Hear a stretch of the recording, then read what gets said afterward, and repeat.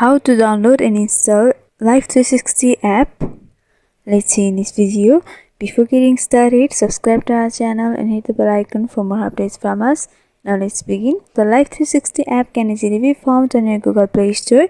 So first you need to open up your Google Play Store application on your device. So once you open up the app, you'll be able to see the search bar in the upper section. Simply tap over there and you have to search for Life360. Once you search for that, you'll be able to see this interface with this application. So in order to install it, you have to simply tap on install option at the right hand side of the app, and it will be started to download to your device, which depends upon your internet connection. So once you install the app, you can create your account, or you can also log into your account, and by doing that you will be able to use the various features of Life360 app, which includes sharing your location, and you can detect crash. So this app is all about your safety while traveling or driving.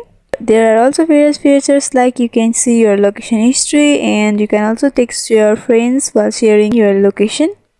And after a few seconds you can see Life360 app has been installed on my device. You can simply tap on open and log into your account. So this is how you download and install Life360 app. I hope this video was helpful. If you have got any queries regarding this video, then you can mention down below in the comments. Thanks for watching.